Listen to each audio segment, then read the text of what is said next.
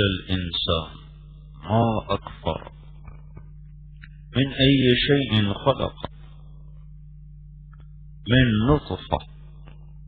یہاں وقف ہے،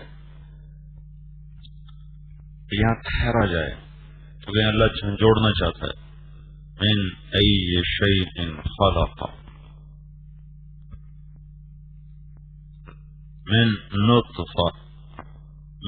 نطفة خلقه فقدره ثم السبيل يسره ثم أماته فأقبره ثم إذا شاء أنشره كلا لما يقضي ما أمره. اتنا کچھ دیکھنے سننے کے بعد بھی تم وہ نہیں کرتے ہو جو تمہارا اللہ تم سے چاہتا ہے. تو یہ اس میں خوبصورتی کیسے پیدا ہوتی ہے؟ اس صفات کے ساتھ ہوتی. اس کا حسن و جمال، کپڑے، سونا چاندی، زیور، گاڑیاں ظاہری ہیں. اس کا حسن اس کے اندر ہے، اس کے اندر اس کی صفات، اس کے اندر اس کی سیئات. اس صفات سے خوبصورت ہوتا ہے، سیئات سے بدصورت ہو جاتا ہے. فَانْكِحُوا مَا طَابَ لَكُمْ. فَانْكِحُوا جب اللہ تعالیٰ نے شادی کا، نکاح کا کی اجازت دی، حکم دیا، تو لفظ استعمال کیا ہے ما طاب لکم. ما اعجب نہیں، ما طاب. جہاں حسن ظاہری کی بات ہے تو وہاں ہے ولو اعجبک حسنہن، ولو اعجبک حسنہن، ولو اعجبتکم، ولو اعجبکم.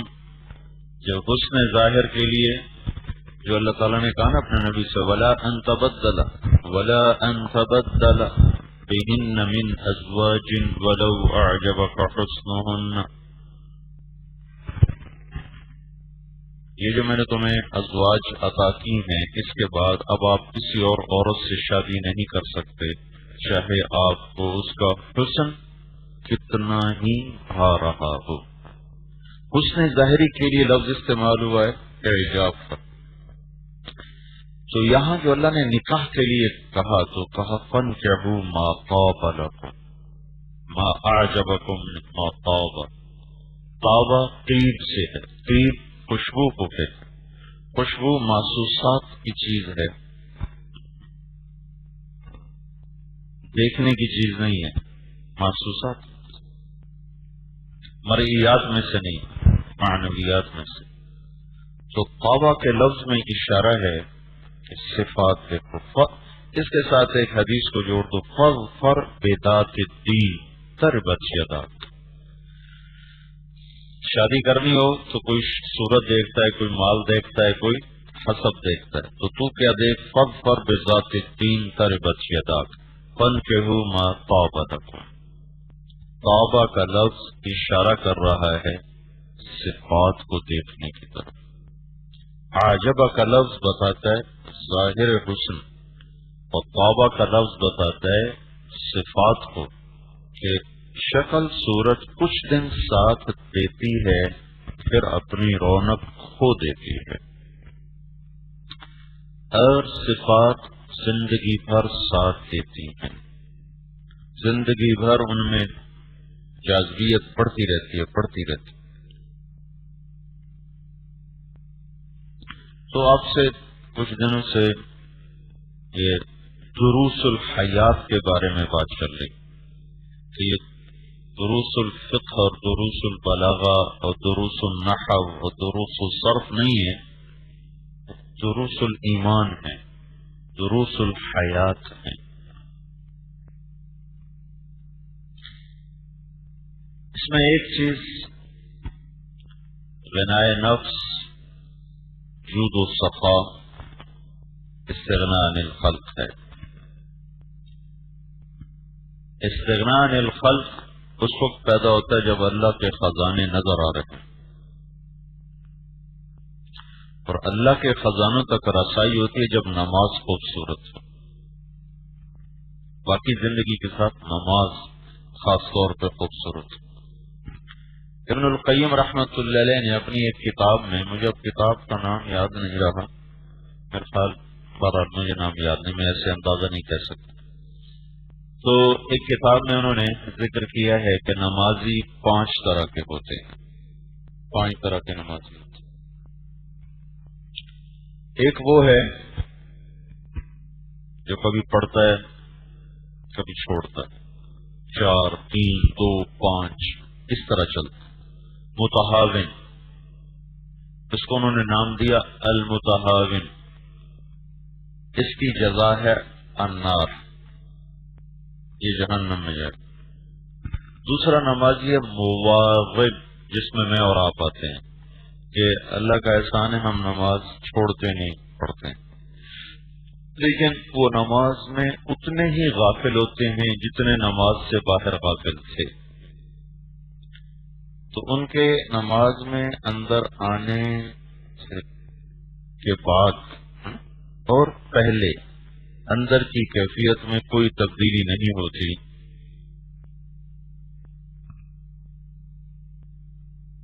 ایک آدمی جب گھر میں ہوتا ہے نا اس کی کیفیت اور ہوتی ہے، جب وہ دکان پہ بیٹھتا ہے وہ ایک دم اس کی کیفیت اور ہو جاتی ہے.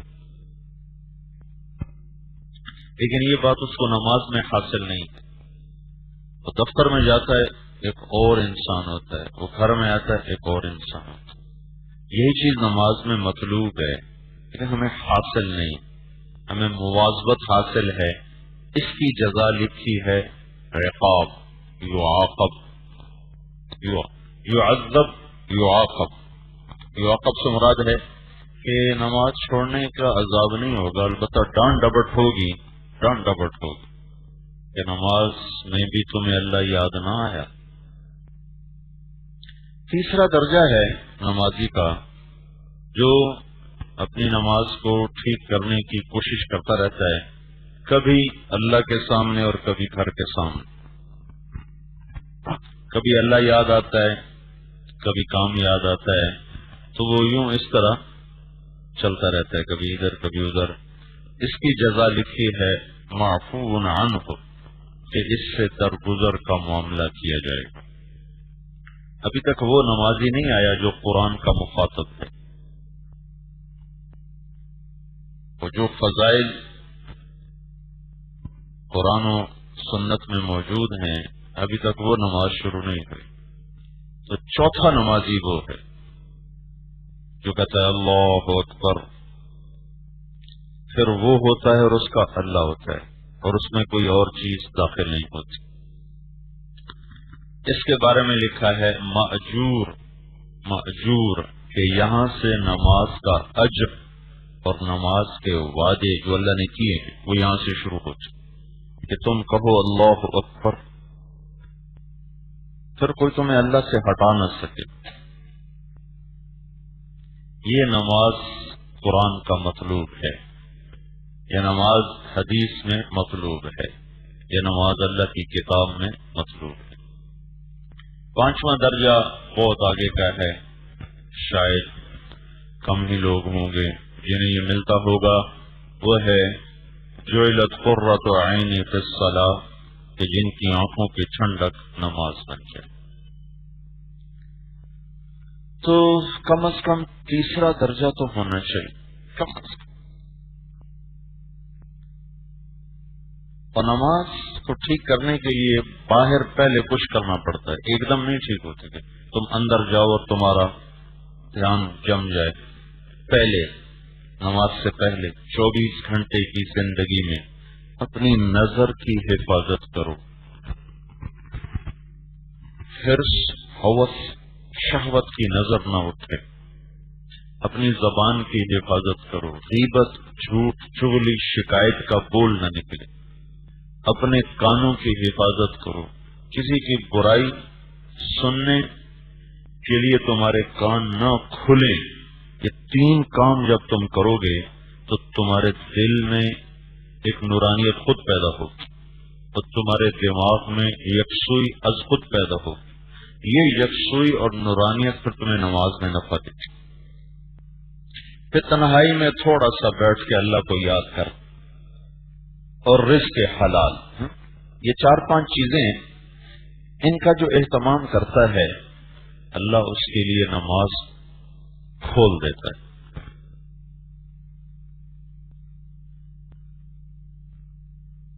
تو جب اللہ کے خزانے کھلتے ہیں تو مخلوق سے نگاہ ہٹ جاتی.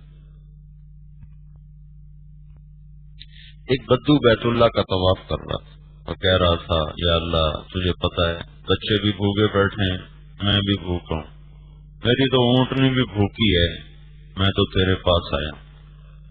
تو ایک آدمی اس کے ساتھ طواف کر رہا تھا, اس کے کانوں میں وہ بات پڑ گئی. تو اس نے تھیلی نکالی, اس میں کچھ 100-200 درہم تھے, اس نے اس کو دیے کہ بھائی یہ میری طرف سے قبول فرما. تو جیسے میں نے کل کہا تھا تم کہتے سبحان اللہ, فوراً دعا قبول ہوگی ہیں, فوراً اللہ کی مدد آ گئی. میں کہا جا جا, تیرے جیسوں سے مانگنا ہوتا تو میں یہاں آتا. کیا کہتا جا جا, تیرے جیسوں سے مانگنا ہوتا تو میں یہاں آتا.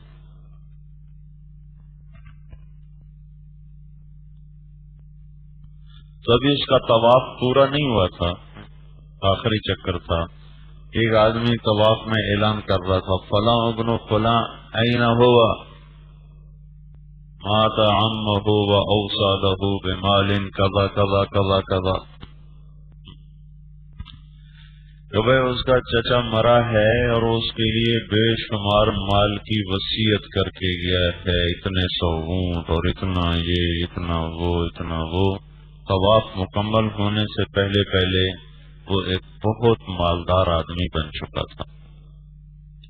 جب اللہ کے خزانوں پر نظر یہ مخلوق کی جیب سے نظر ہٹاتی, اگر ادھر نظر نہ ہو تو دھیان پھر ادھر ہی جاتا ہے. نفل پڑھ کے کہتے ہیں اب کون آئے گا پیسے دینے, پھر بھی ادھر ہی جاتا ہے اب کون آئے گا.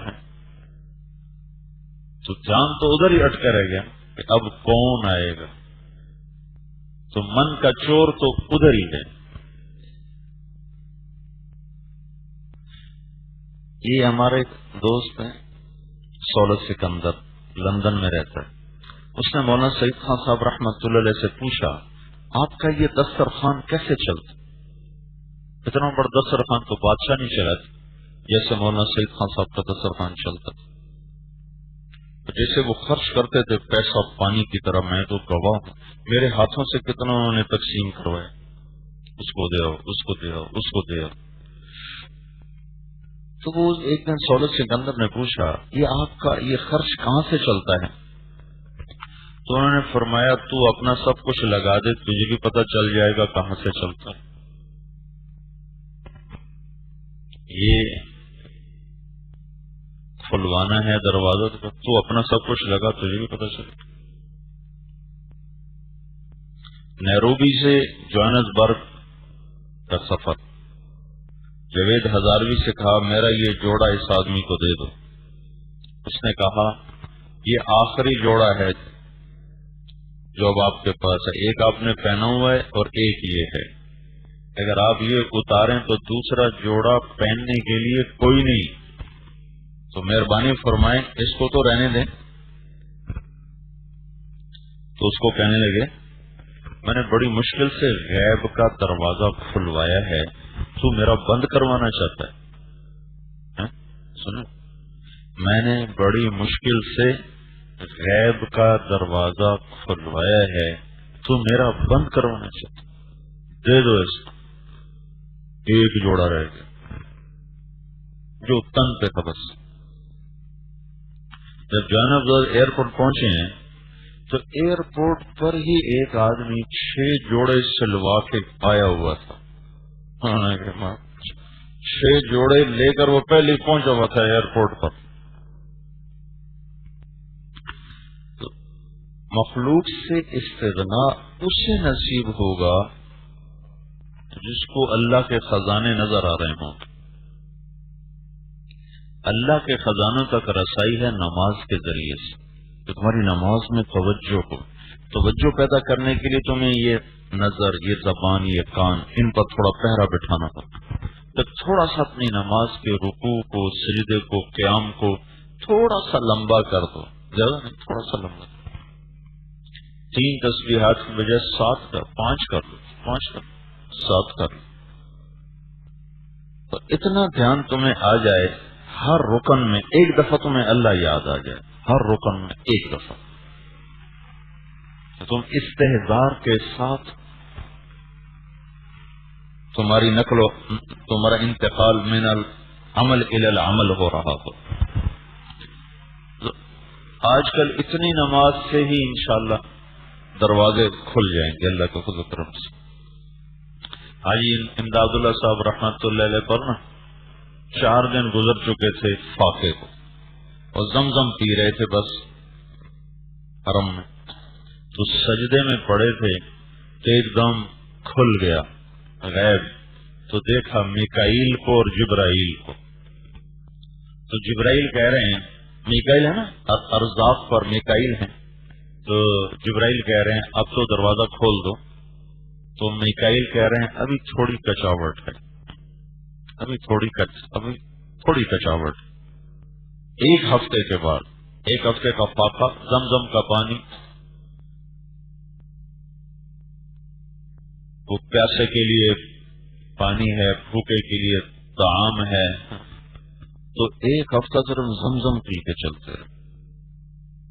1 ہفتے کے بعد دروازہ کھلا، پھر ایسا کھلا کہ مرتے دم تک ان کا وہاں مکے میں دسترخوان بھی بادشاہوں کی طرح چلتا تھا.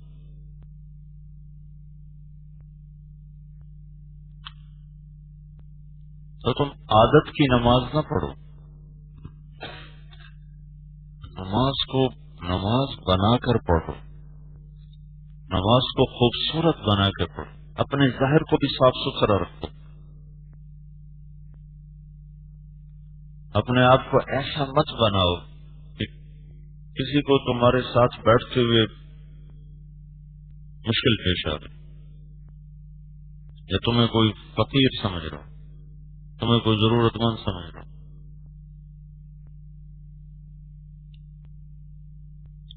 نہ ظاہر سنوار کے رکھو. مولانا خلیل احمد صاحب سہارنپوری کے گھر میں فاقہ ہوتا تھا، اور وہ سفید استری کیے ہوئے کپڑے پہن کے نکلتے تھے کہ کسی کو شک نہ ہو کہ گھر میں فاقہ ہے.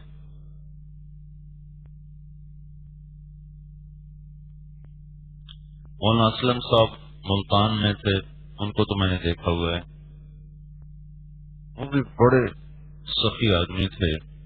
گھر میں فاقہ ہوتا تھا اور کپڑے ایسے ہوتے تھے جیسے بادشاہوں کے. کسی کو کانوں کان خبر نہیں ہوتی تھی کہ گھر میں کچھ نہیں ہے، اور بڑے بڑے مالداروں سے تعلقات. تو غنائے نفس پیدا ہوتا ہے جب تم چھوٹی چیز کب چھوڑو گے؟ جب تمہیں بڑی نظر آئے گی. تم چاندی کو تب چھوڑو گے جب سونا نظر آئے گا، دال کو تب چھوڑو گے جب گوشت نظر آئے گا. تو لوگوں کی جیب سے نظر ہٹے، یہ مطلوب ہے. اس کے لیے ضروری ہے نظر اللہ پر جائے، وہ جاتی ہے نماز کے ذریعے سے. مانگنا، نماز پڑھنا، مانگنا، نماز پڑھنا، پھر مانگنا، پھر نماز پڑھنا. وَكَانَ الْإِنسَانُ عَجُولًا، ہماری عادت ہے کہ ادھر نفل پڑھیں اور ادھر کام ہو جائے. فرشتہ جبریل کھڑ لو جی جناب تھوڑا کم ہو گیا جی، مصلی سے اٹھنے سے پہلے ہمارا کام ہو جائے. ہمارا ہی اللہ تعالیٰ کے دربار میں موسیٰ علیہ السلام نے دعا کی، ربنا اطمس علی اموالہم واشدد علی قلوبہم فلا یؤمنوا حتی یروا العذاب الالیم. یہ دعا 25 سال کے بعد قبول ہوئی تھی، 25 سال کے بعد. تو اللہ نے کہا قد اجیبت دعوتکما، اس کے بعد ہی ہے نا، قال قد اجیبت دعوتکما، موسیٰ ہارون تمہاری دعا قبول ہو گئی. ظاہر کب ہوئی؟ 25 سال کے بعد. تو ایک تسلسل ہے عمل کا، جس سے عمل کی تاثیر. میں نے ایک دعا کے بارے میں پڑھا، اس کی یہ تاثیر ہے، میں نے اسے پڑھنا شروع کر دیا 1998. وہی جو فطرت ہے کہ کچھ نظر تو آتا نہیں، کچھ نظر تو آتا نہیں. جو کچھ اس کے فضائل ہیں وہ سامنے تو ہیں. میں نے کہا اللہ کے نبی کی بات سچی، تیرے تجربے جھوٹے. 3 سال کے بعد اس دعا کی تاثیر ظاہر ہوئی. 3 سال کے بعد. تو عمل کا تسلسل یہ پہنچاتا ہے منزل تک. تو لوگوں کے جیب سے نظر ہٹے یہ تب ہوگا جب تمہاری اللہ پہ نظر ہو. غنائے نفس، غنائے نفس کے ساتھ اللہ تمہیں سخاوت دے گا. میں نے جو مولانا سعید خان صاحب کو دیکھا سخی، یا مفتی زین العابدین صاحب کو دیکھا، یا مولانا اسلم صاحب، یہ 3 آدمی ایسے تھے. اس کی مثال سمجھو، ایک دفعہ 2 آدمی آپس میں کہنے لگے کہ آؤ آج امتحان لیں کون ہے اسخن الناس، عبداللہ بن جعفر یا قیس بن سعد یا عروبۃ الاوسی.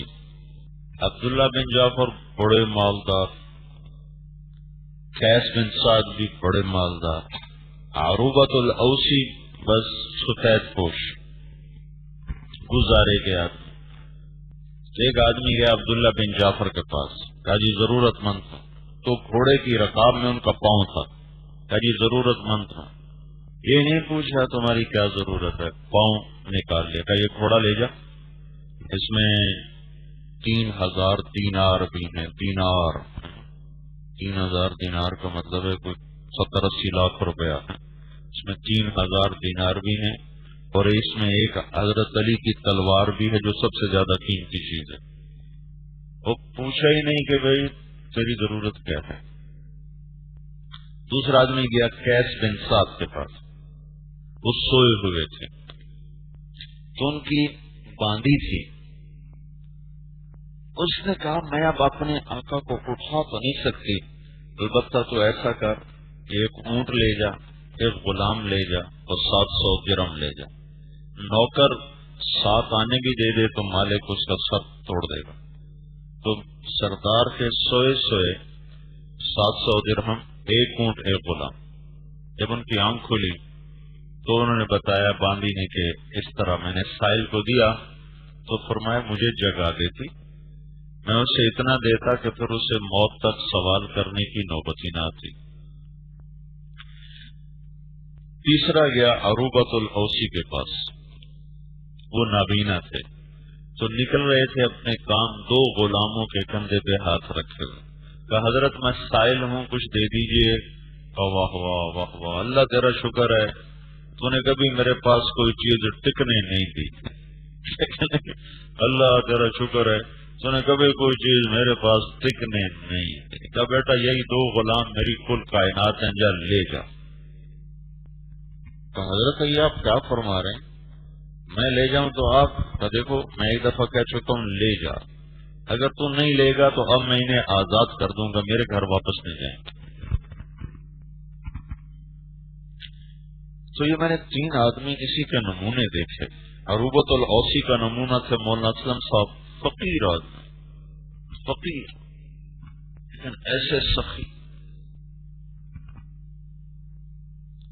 کوئی ان کے گھر سے بغیر کھائے پیے اٹھ نہیں سکتا تھا،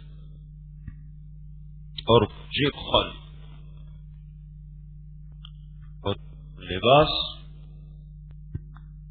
ایسا نفیس، ایسا صاف ستھرا کہ لگے جیسے یہ آدمی پیسوں کی گوریوں پر بیٹھا ہو. دوسرے مفتی زین العابدین صاحب رحمۃ اللہ علیہ، مولانا اسلم صاحب اور مفتی صاحب کٹھے پڑھتے تھے. تو ایک دن مولانا اسلم صاحب کہنے لگے کہ اللہ کا شکر ہے کہ سخاوت تو مجھے بھی اللہ نے دی تھی، پر یہ مفتی تو عجبی شے تھا. دونوں فقیر تھے، پھر ایک کو اللہ نے بہت غنی بنا دیا، دوسرے اسی فقر میں دنیا سے چلے گئے. تو کہ یہ مفتی تو ایسا تھا کہ 24 گھنٹے کا فاقہ ہوتا تھا اور روٹی آتی تھی تو کوئی اگر مہمان آتا تو اس کو کھلا کے خود پھر بھوکا اٹھ جاتا تھا. اگلے 24 گھنٹے کے لیے پھر بھوکا اٹھ جاتا.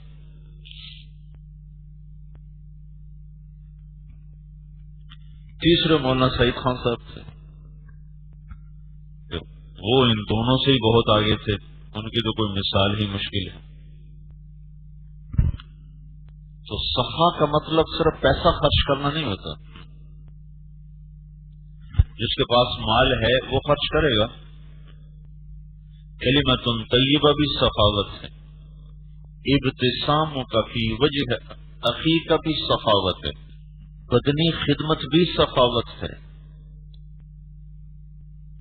کھانے پر بیٹھے ہوئے اگلے کو پہلے پیش کر دینا بھی سخاوت ہے، کھانے پہ ہاتھ روک کے رکھنا اور اوروں کو اچھا پیش کرنا یہ بھی سخاوت ہے. تمہیں پتہ نہیں ہوتا نظریں تمہارا طواف کرتی. ہمارے ساتھی تھے مولوی ہلال صاحب دیتی تھیں تاکہ دسترخوان پر ہم بدتمیزی نہ کریں. وہ تم ایک وقت کا کھانا چھوڑ دیتے ہو کہ شام کو دعوت ہے دوپہر نہیں کھائیں. ایک ہمارے ساتھی کہا کرتے تھے آدمی کا پتہ چلتا ہے دو موقعوں پر، ایک غصے کے وقت، ایک دسترخوان کے اوپر، کہ یہ آدمی کس سطح کا ہے. ایک غصے پر اس کو دیکھو کہ وہ کیا کر رہا ہے، ایک دسترخوان پر دیکھو کہ وہ کیا کر رہا ہے. تو سخاوت کی ایک قسم تو وہ ہے جو ایک دم ذہن میں آتی ہے، مال خرچ کرنا. دیکھو تو صرف مالدار کے غریب آدمی کہاں سے مال خرچ کرے.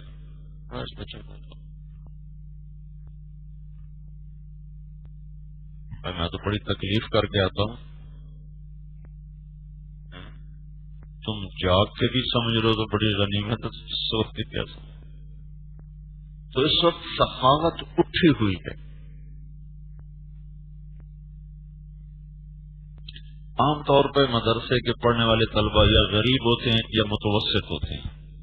مالداروں کی اولاد تو پڑھتی ہی نہیں، اور جو غریب ہوتے ہیں وہ کہتے ہیں ہمارے پاس تو ہے ہی کچھ نہیں، ہم کیا خرچ کریں. تو یہ چیز ان کو بخیل بنا دیتی ہے. اللہ تعالیٰ نے جنت الفردوس کو پیدا کیا اور فرمایا انتقی، تو جنت الفردوس نے کہا قد افلح المؤمنون. تو جواب میں اللہ تعالیٰ نے کہا وعزتی وعزتی وجلالی لا یجاورنی فیک بخیل. عزت و جلال کی قسم بخیل آدمی تیرے اندر نہیں آ سکتا. ایک دفعہ موسیٰ علیہ السلام نے پوچھا یا اللہ جب تو ناراض ہوتا ہے تو کیا کرتا ہے، کیا نشانی ہے کہ تو ناراض ہو چکا ہے. تو اللہ تعالیٰ نے فرمایا بارش بے وقت میری ناراضگی کی نشانی، حکومت بے وقوفوں کے پاس یہ میری ناراضگی کی نشانی، پیسہ بخیلوں کے پاس یہ میری ناراضگی کی نشانی ہے. کہ مال بخیلوں کے پاس ہوگا، حکومت بے وقوفوں کے پاس ہوگی، بارشیں بے وقت ہوں. کہ یا اللہ جب تو راضی ہوتا ہے تو کیا نشانی؟ تو کہا بارشیں موسم پر، حکومت نیک لوگوں کے پاس، اور پیسہ سخیوں کے پاس. تو یہ نشانی کہ میں راضی ہو چکا ہوں. تو اہل علم طبقے میں عام طور پر متوسط ہیں، غریب، تو اسی ادھر میں رہتے ہیں کہاں سے خرچ کریں، کہاں سے خرچ ہے ہی نہیں تو خرچ کیا کریں. دینے والے کو اللہ واپس دیتا ہے. عبید اللہ بن عباس سے کسی نے پوچھا اپنے سے بڑا سخی دیکھا ہے وہاں؟ یہ عرب کے بدو سارے. ایک دفعہ میں اور میرا غلام سفر میں تھے، بارش ہو گئی، صحرا، چھڑی لگ گئی. ایک بدو کے مہمان ٹھہرے، اس نے ایک اونٹ ذبح کیا ہمارے.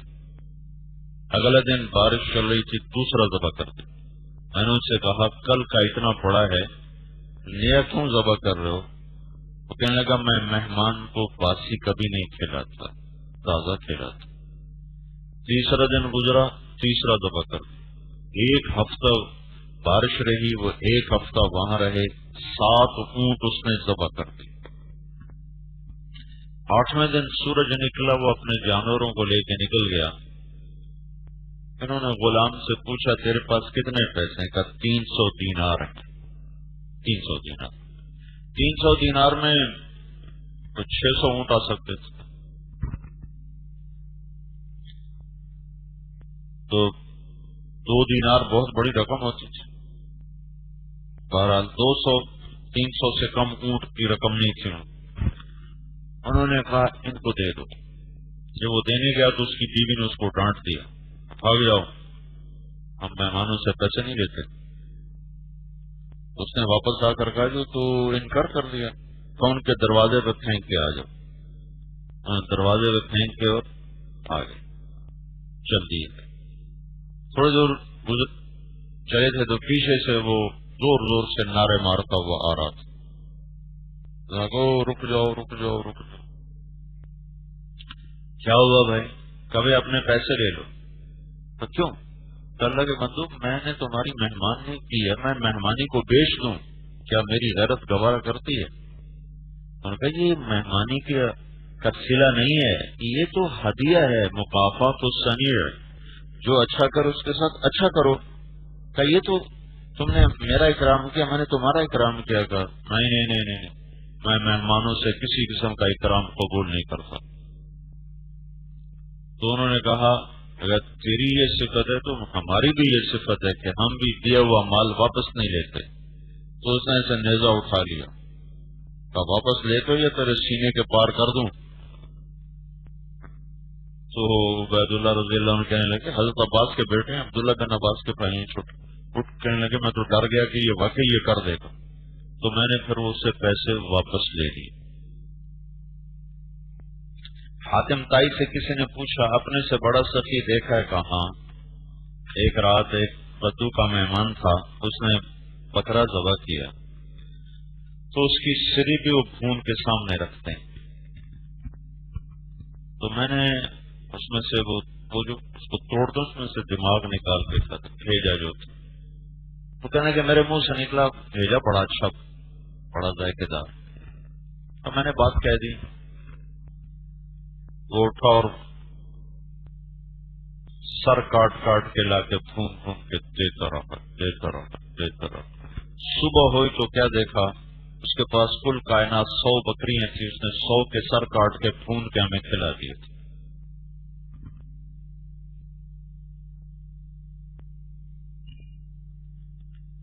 तो कहने लगा फिर मैंने उसको 100 ऊंट इनाम में दिए। हातिम मालदार आदमी था, 100 दे दे तो क्या बात है, उसकी तो कुल कायनात 100 बकरी थी। हमारे फिजा है औरों का माल लग जाए हमारा बच जाए, औरों के पैसे लगवाओ और अपने बचाओ। बुखल की तो एक शक्ल नहीं, खुद पंखे के नीचे बिस्तर बिछाओ दूसरे का खिसका दो, ये भी बुखल की शक्ल है। बैठते ही खाने पे झपट्टा मारो और दूसरे से पहले पहले डोंगा साफ करो, ये सारी बुखल की शक्ल है। तम्मा और हरीस होने की ये शक्लें, सिर्फ हरीस इसका नाम नहीं कि जेब में पैसे जमा कर, ये भी सारे हिर्स की शक्लें। अच्छी जगह पहले तलाश करके मल लो, ऊपर रुमाल बिछा दो, ऊपर चादरें बिछा दो, ये सारी बुखल की शक्लें हैं।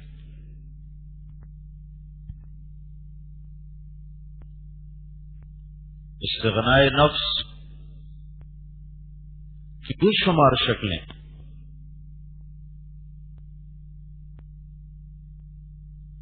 तो अपने अल्लाह ताला ने जितना दिया है उसमें वसत के मुताबिक औरों पे खर्च करने की आदत डालो, अल्लाह तुम्हारा रिस्क बढ़ाएगा। एक सहाबी रात को उठकर कहने लगे या अल्लाह पैसे तो है नहीं, किस चीज का सदका करूं? जिसने मेरी बेइज्जती की मैं उसका सदका करता हूं।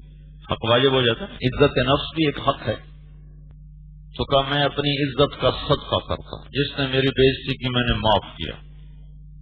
जब वो सुबह नमाज में आया तो आपने पूछा रात सदका किसने किया है? कोई भी नहीं उठा। तो फिर आपने दोबारा कहा रात को इज्जत का सदका किसने किया है? तो उस पर उसने खड़े होकर कहा जी मैंने کیا ہے تو اللہ کے نبی نے کہا تیرا یہ سب کچھ اللہ نے مقبول زکوٰۃ میں لکھ دیا ہے. تو تمہارا یہ آپس کا ایک معاشرہ، تم یہاں سخاوت سیکھو، یہاں اس ماحول میں سخاوت سیکھو، اوروں کو اچھی چیز پیش کرو، خود ادنا پہ راضی ہو جاؤ، اوروں کو اچھا دو، خود ادنا لے لو، اس کو سہولت دو، خود مشقت میں آ جاؤ. اس سے تمہیں آگے سخاوت کے حوصلے پیدا ہوں.